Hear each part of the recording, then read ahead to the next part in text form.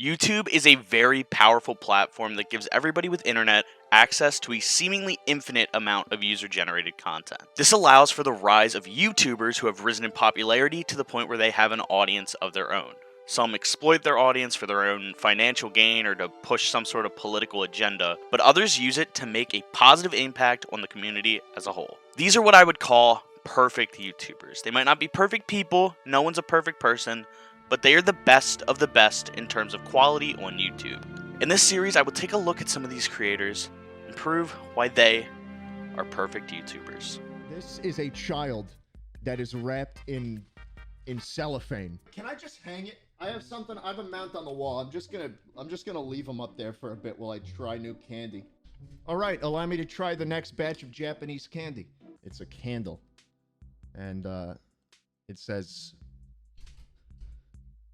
this smells like my vagina. JSchlatt is a perfect YouTuber. I know it got canceled at some point for some reason. Honestly, I can't even find out why. Probably just toxic stans goofing. But as the prophet Lil Uzi once said, it do not matter. James Schlatterson, Joe Rogan Schlatopoulos, Mr.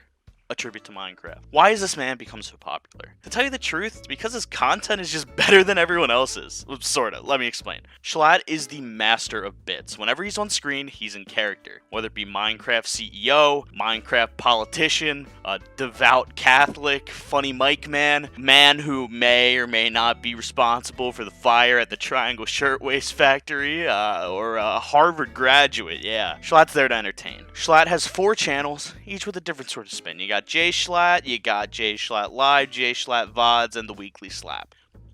The content on his main channel ranges from shit posts to very thought out and well edited video essays. He spent large amounts of time writing and editing those videos, especially A Tribute to Minecraft, which for a while was considered to be his magnum opus and his claim to fame. But you look at him now, and his content is so far from that. He hasn't made a video on the JSchlatt channel in over a year. So his main channel is pretty much JSchlatt Live at this point. And the best part is he doesn't even stream. Aside from the odd cameo phone calls and appearances in other people's streams, along with being a contestant in the Austin show, Schlatt isn't live. He hasn't streamed in several months, and it doesn't look like he will anytime soon. So instead of posting the live stream funny moments, he posts original pre-recorded content of him playing a game or just straight up talking. Right after he stopped streaming, he revisited the popular 2012 Let's Play games like Slenderman and Five Nights at Freddy's, along with playing some Wii games that are just absolute shit. These videos are phenomenal. It's exactly what made those JonTron style videos of making fun of a bad game so good. My personal favorite has to be the God of Wii babysitting. It's just phenomenal all around. The baby, the pog, it's all there. But what sells these videos are the callbacks, alright? The day after each of these uploads, he'll post a community update that says, thinking about blank, with the blank being a callback to the previous episode. When I watched the Slenderman video, he said this. Me always watches, no eyes. Oh my God. He's Helen Keller? I'm being chased. Okay, all right, I'm gonna go. That would explain why he doesn't talk. That would explain why he doesn't say anything, because not only is he blind, but he's also deaf and mute. And I thought, this guy, this freaking guy, he's gonna make a community post, and it's gonna be, think about Helen Keller. And sure enough, what do I see next day? First thing I do when I get on YouTube, that's right, thinking about Helen Keller, and I lost it, alright? I was on the floor, I was freaking dying. The man is just the best at capitalizing on bits, he just is. And he has been from the very beginning. Like, aside from making A Tribute to Minecraft, he was relatively unknown when he joined SMP Live. That was his claim to fame. Day 1 of SMP Live, the first thing he did was use Funny Mike. Listen, I just want to say, man, it's an absolute honor to be here on the I just want to let you know, if you come to my channel, you don't even have to give me money. Just say who you want me to kill. I can't. Okay, I did not quite catch that. Can you repeat that for me? And let's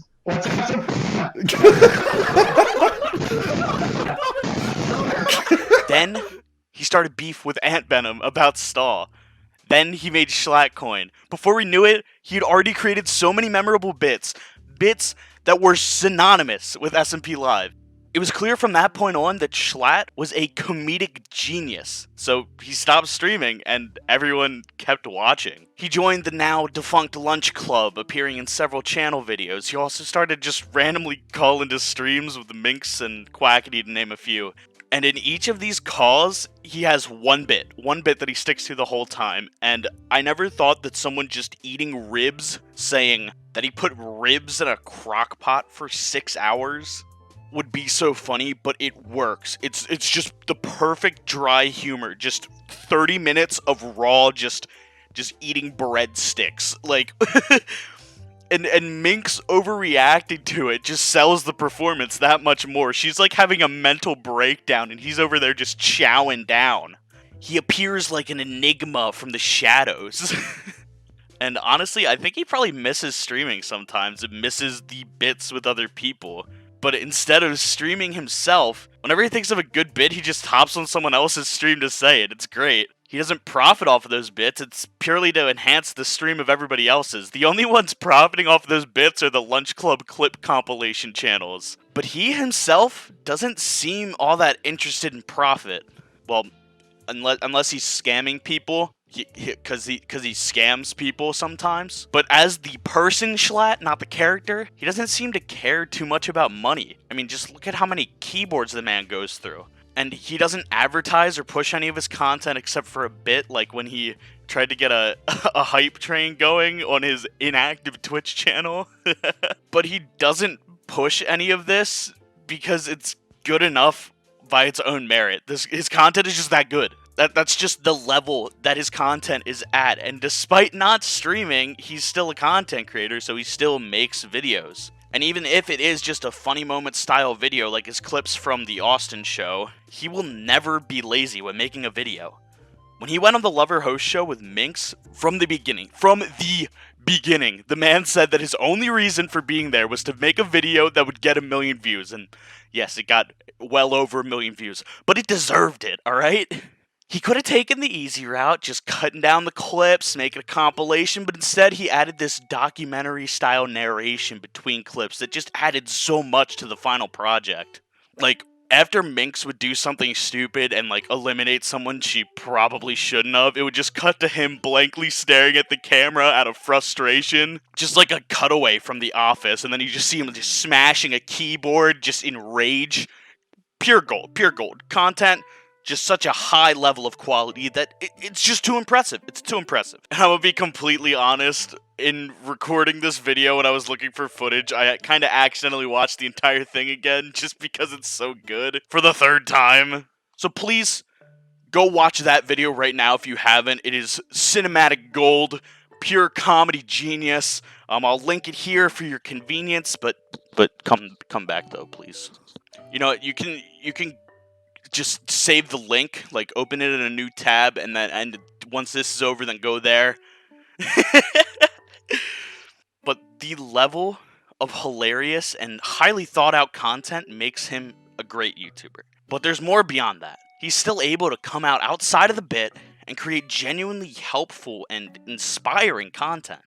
How's it going, boys? My name is Schlatt, and welcome back to Inbox, fellas. This is the show about not being able to walk down a simple flight of stairs. I went to the gym yesterday, first time back in a long time, was feeling confident, put on the same weight I always used to, and yeah, now I can't walk.